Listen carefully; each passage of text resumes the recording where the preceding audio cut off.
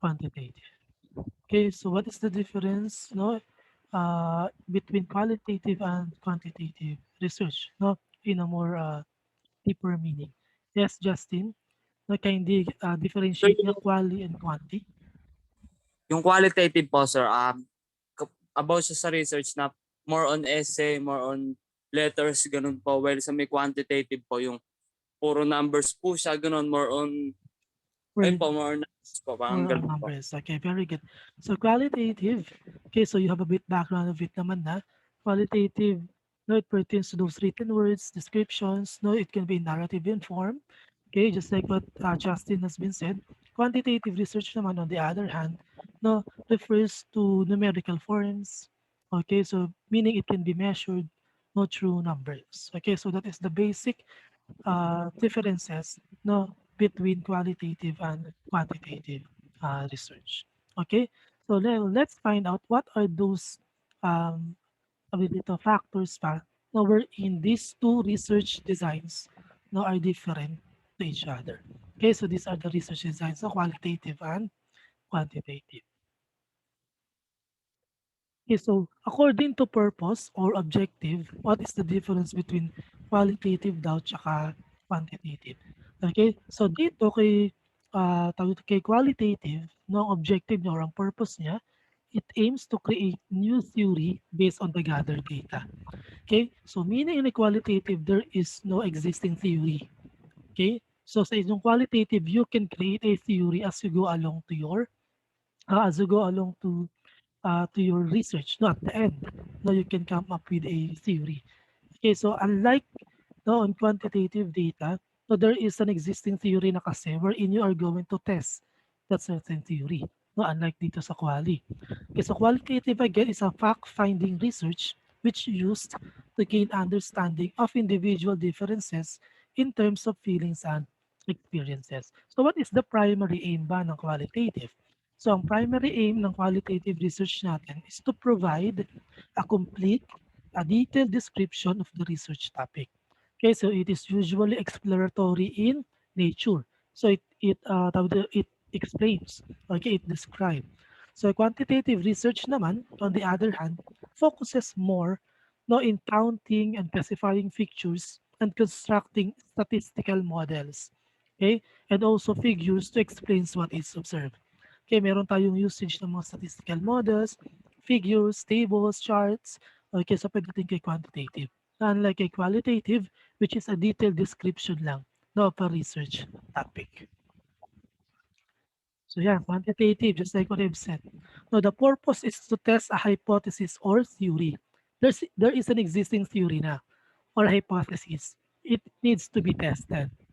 Unlike a qualitative one, okay, as you go along at the end of the research, you can come up no, with a theory. Okay, so measures problem using rating scale and other research parameters of group similarities. Okay? It do uses statistical tools, yung mga quantitative natin. Kasi nga numerical siya in form, di ba?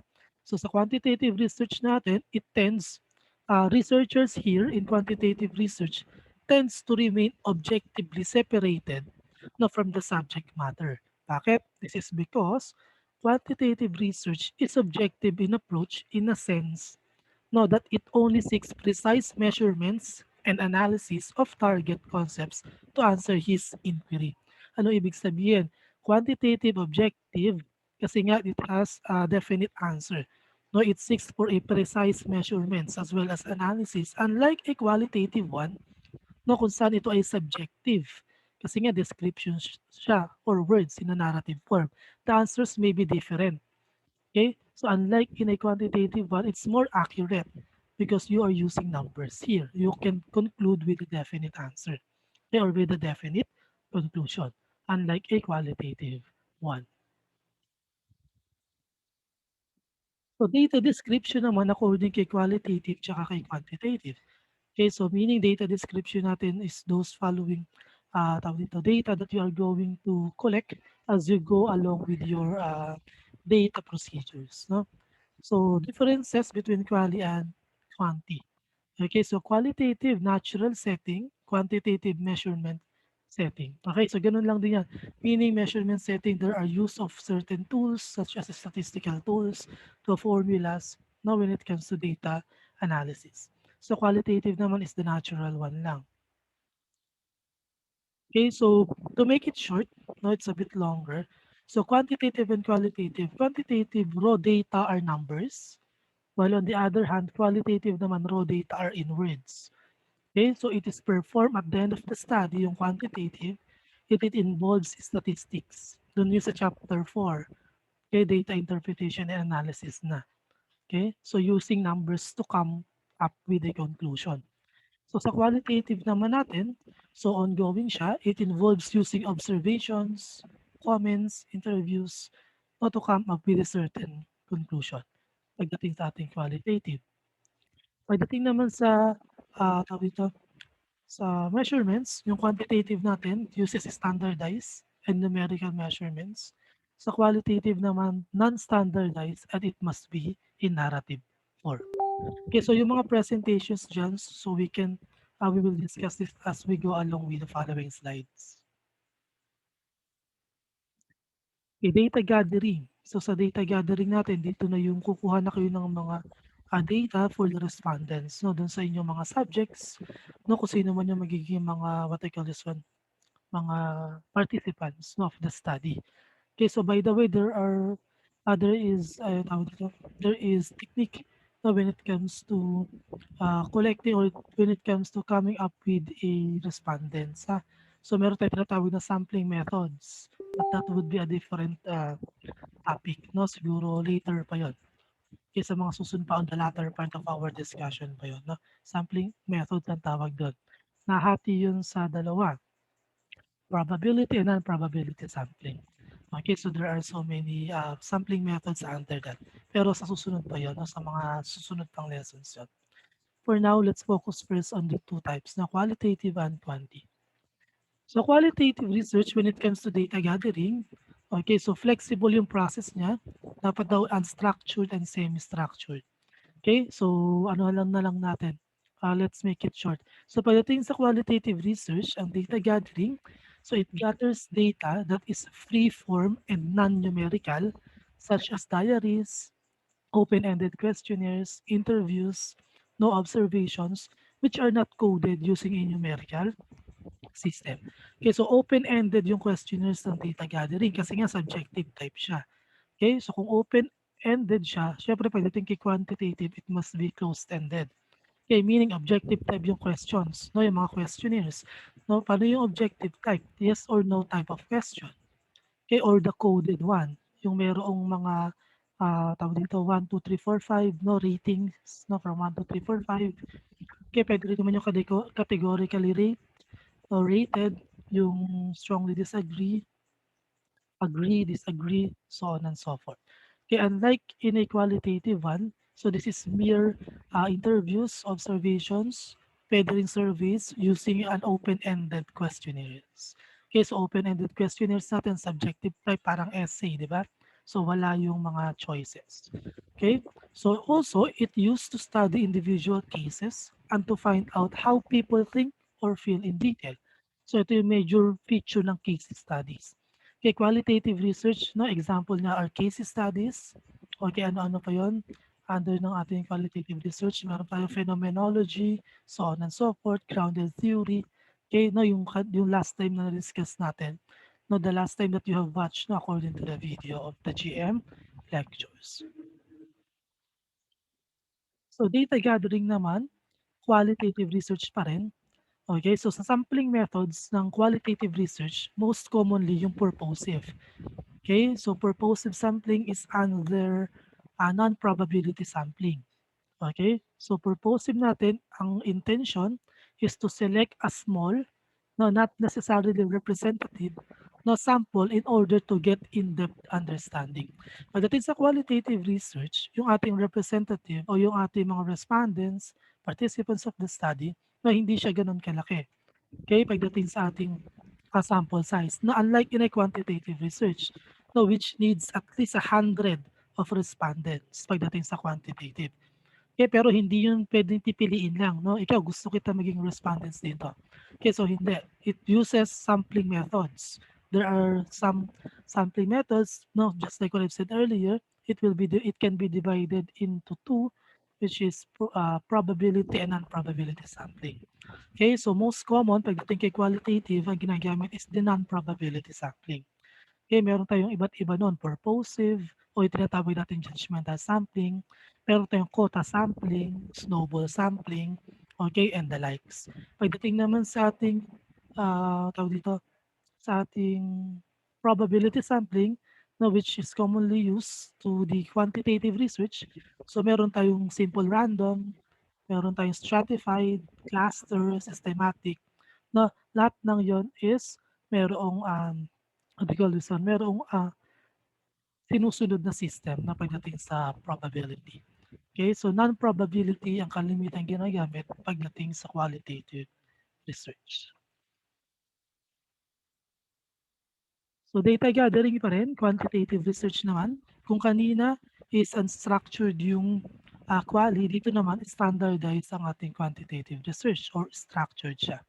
Okay? So ano yung examples ng mga quantitative research? No, it can be used in census, no, survey questionnaire, checklist, paper and pencil test and experimentation. So meaning here, no, in quantitative research, it gathers data that can be coded in a numerical form. Kaya pwede siya may-transform into a numerical form. But there are some questions or some problems na hindi na transfer o hindi na ita-transform or cannot be coded into a numerical form. That's why ginagamitan natin yun ang tinatawag na Likert scale. Okay, so you know what Likert scale is, di ba? Yung may 1, 2, 3, 4, 5. Okay, so yung just like what I've said earlier, yung may strongly agree, okay, agree, disagree, somewhat disagree, di ba? Yung mga so on and so forth. Okay, yung mga ganong klase ng scale. Okay, so with the use of those Likert scale, no, yung mga problem na hindi na kukuha na ng numerical form, okay, so pwede natin lagyan no, na ng numerical form through a Likert scale. Okay, so pagdating naman ng inyong chapters 3 at 4, no, malalaman nyo lahat ng tungkol sa data processes. So dito naman, examples of quantitative research includes experiments, interviews, questionnaires that use closed questions or rating scales now to collect information. So just like what I've said earlier, closed questions or closed-ended questions. Ang types, ano yung closed-ended questions? Doon the yes or no question. Okay, so yung may mga choices. Okay, so ano pa? Na true or false. Okay, so lahat ng may mga choices and has a definite answer. Okay, so yun yung tinatawag nating closed-ended questions. Okay, ito, nakasulat naman pala dito. Uses closed-ended questions. These questions can only be answered by selecting from a limited number of options, usually multiple choice, yes or no, or a rating scale. So pero in designing your survey questionnaire, no, hindi naman lahat nakikater ng options. Let's say for example, 5 lang yung options. Okay?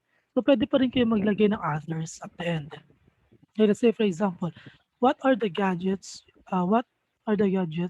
no you have available at home? Okay, kunwari naglagay ka ng 4 na choices, A, B, C, at D. Pwede ka pa rin maglagay ng others at the end. Okay? Kasi hindi naman nakikater lahat ng gadgets doon sa choices mo na A, B, C, at D. Okay, so pwede sila mag-checklist doon, pwede rin sila maglagay sa others. Okay, para ilalagay na lang nila doon, what other gadgets pa meron sila na bukod doon sa nilagay mo sa choices or options mo. Okay, so pagdating naman yung sa survey questionnaire. So pagdating dito, kung kanina, small groups lang, pagdating sa qualitative, o pagdating naman sa quantitative, ang sample size natin malaki na. So it uses to study trends no, across large groups in a precise way. No, example naman ito katulad ng ginagawa ngayon, no, clinical trials as well as censuses. No, yung mga yon is nagfo-fall under quantitative. Okay, and the sample size ng ating quantitative research is most commonly random sampling. Okay, so random sampling ang ginagamit no, most commonly. So intent to select large representative or sample in order to generalize results to population. Okay, so papaano ba nagkakaroon ng data gathering pagdating sa inyong research? No, yung sample size natin, let's say for example, ang naging sample size mo or ang iyong naging respondents is exactly 100. Okay, pero hindi mo pipiliin yung 100 pa lang na yun. Okay, you must first determine who is your population or who are the population. Okay, let's say for example, the target population are, let's say for example, the milk tea owners, no, in San Pedro, Laguna. Okay, or the milk tea shop owners, no, in San Pedro, Laguna. That is the population. Now, let's say for example, we have a 400 population of milk tea owners in San Pedro, Laguna. Okay, lahat ba yun pagkakanda ka na ng survey? Hindi. Kasi magkakaroon muna tayo ng sample size. Out from a population, kukuha ka ngayon ng sample size. Okay? So let's say for example, ang nakuha mo is 100 na sample size. Okay, so yung sample size na yun yung magiging respondents mo or magiging participants of the study. Paano naman ngayon kukunin yung sample size? Okay, so yung gusto mo lang ba? No, there is a certain formula para gamitin to to come up with a sample size. Okay, yun yung tinatawag natin na what do you call this one? Um, I forget the formula, the name of the formula. Yeah, but there is a certain formula that we are going to tackle pa, no? Not in this meeting, but on the following pa, on your chapter 4, ay the chapter 3. Okay, on your chapter 3. Okay, so itatakil natin paano ba kunin yung sample size from a population, no, using certain formula.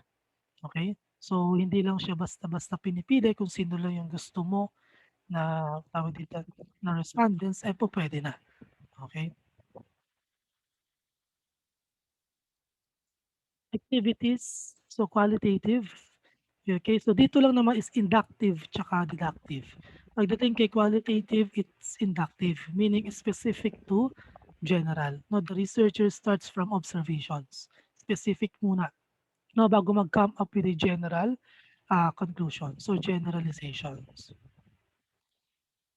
Pagdating naman kay quantitative, no, deductive siya which is general to specific kasi nga there is an existing theory na that should be tested or an existing hypothesis. Okay, from that existing theory that is a general, okay, so it will be deductive because it is general to specific. No, i-specific niya ngayon yung theory. So it will be emphasizes.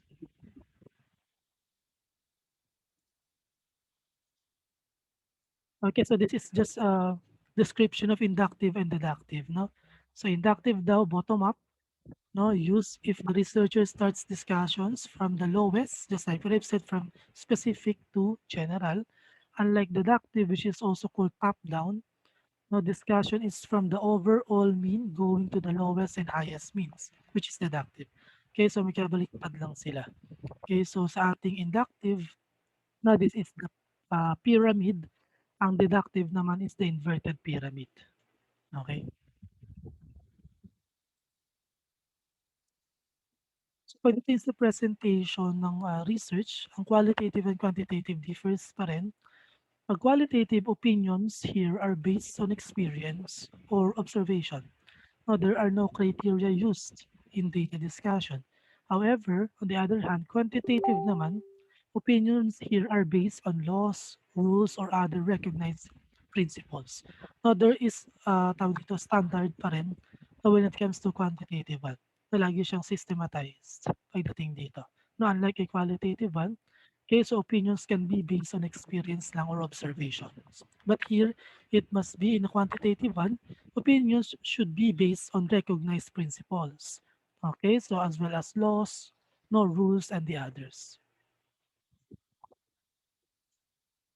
Ito na sabi ko na kanina, data analysis, no, subjective siya. Okay, data analysis influenced by personal experiences and views.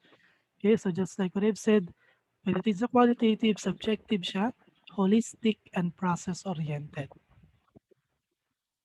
Data analysis naman ng quantitative objective.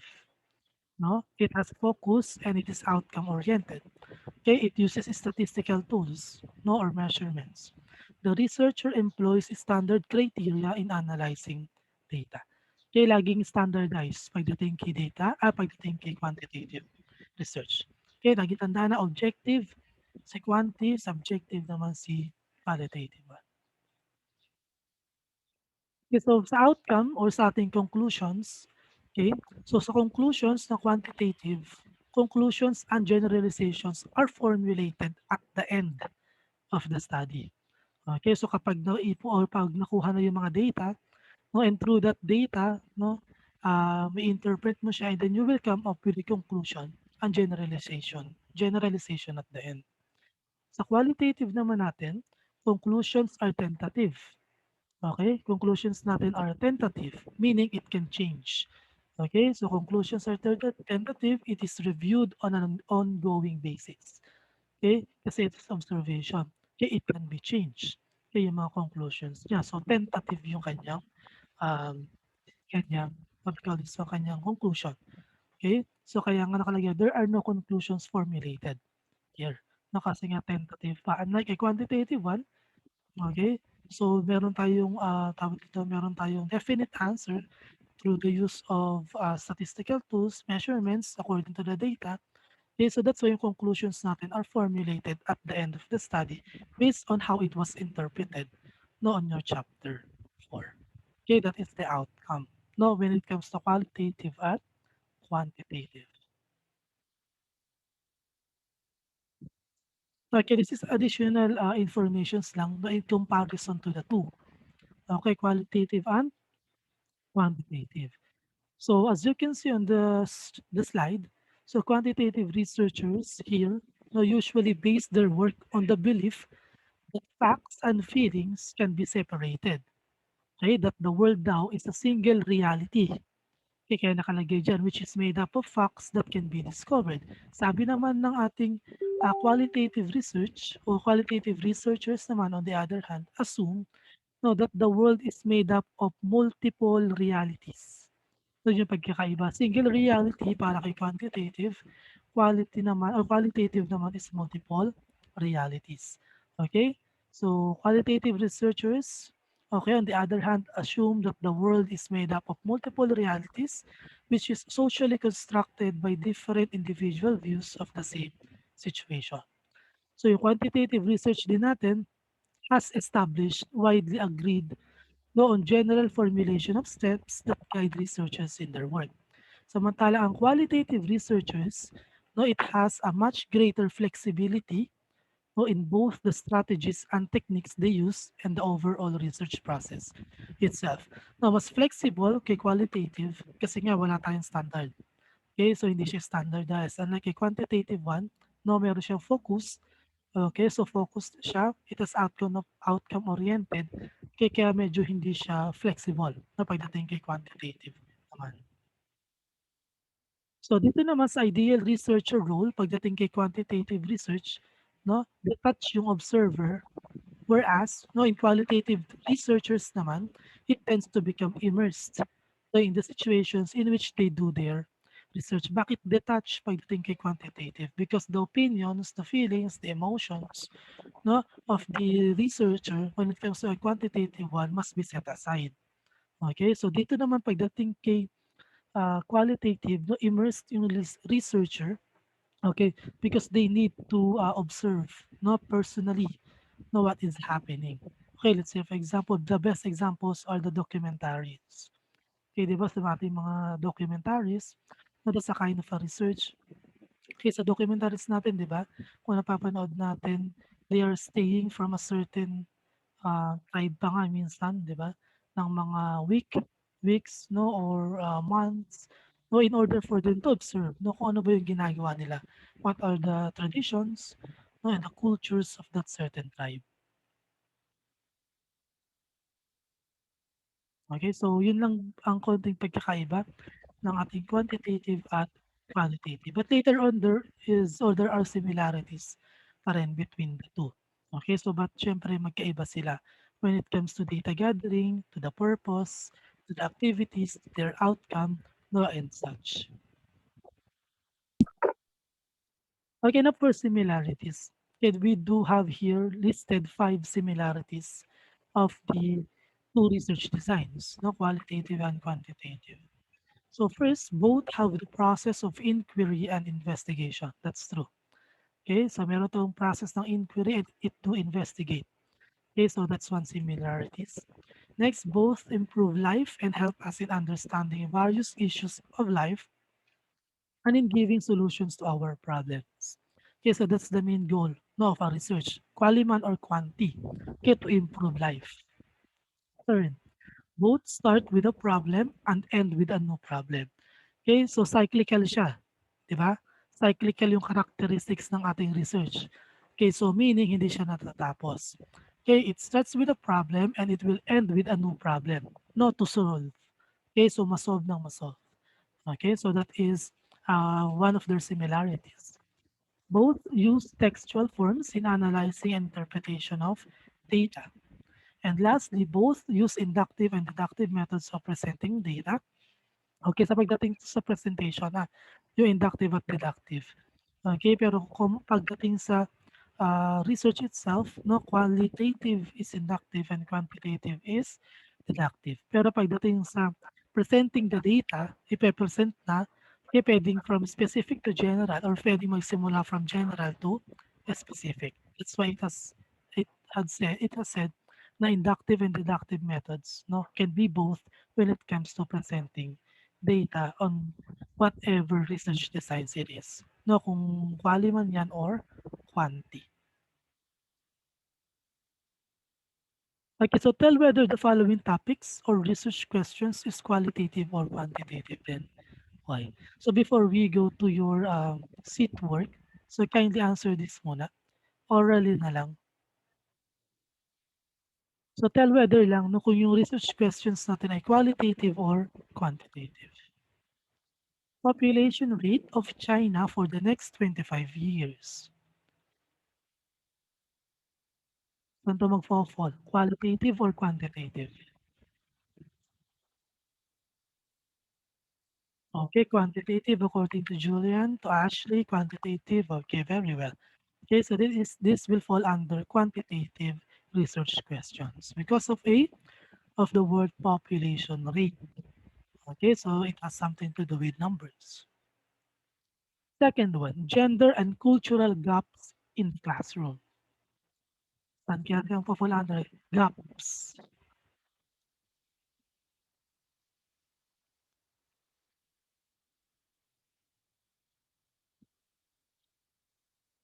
Ashley, quantitative Almadrones, Julian, qualitative, quantitative Kisilin. Okay, so gender and cultural gaps will fall under quantitative research, no, because of the word gap. Okay, so meron tayong susukatin, the gaps. Next, cultures and traditions of the Maranaos. Cultures and traditions of the Maranaos. Okay, na basically qualitative. How about the number of people go to Philippines annually as the basis of its growing economy? Quali or quanti? Okay, so basically, definitely quantitative. No, kasi the number of people go to Philippines, so that is quanti. And lastly, advantages and disadvantages of K to 12 graduate to non-K to 12 graduate. Okay, so qualitative yun. So very well. So alam niyo naman na. Okay, so pag advantages and disadvantages, okay, ang timano quali. No, kasi advantages and disadvantages no.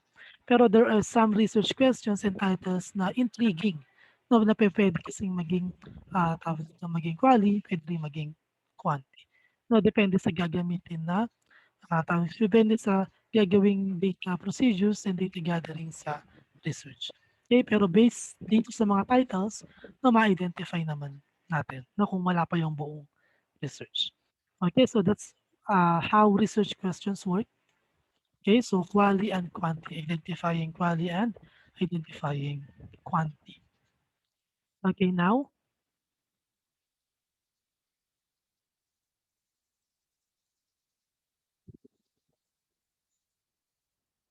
Okay, so wait lang.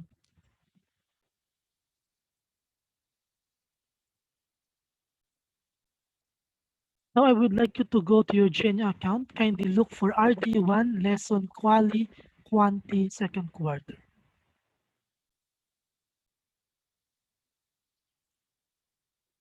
Di pa pala nakaset permission. Wait lang.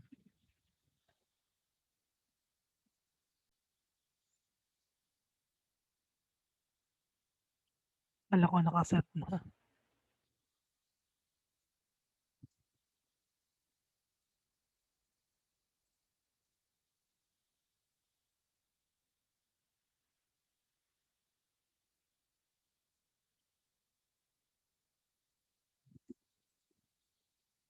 We wait for a while.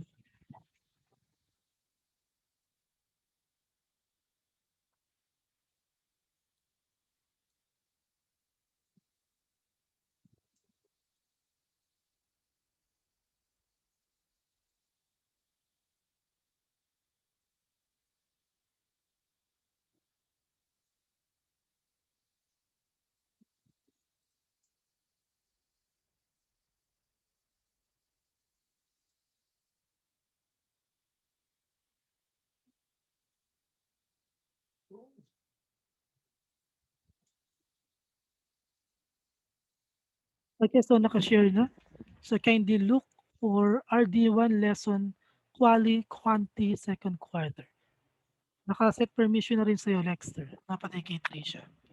Okay, so that is a 15 item activity only. So kindly read, okay, the instructions carefully. Okay, if I'm not mistaken, A for quantitative at B for qualitative. Okay, so pakibasa mo yung instructions. Okay, so you may now do your activity.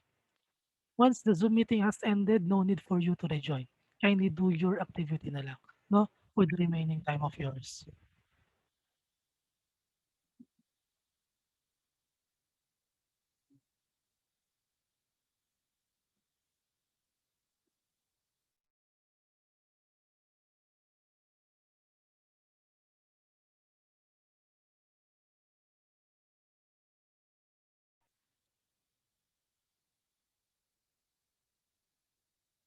Okay, so Nadine, I will send your group number later.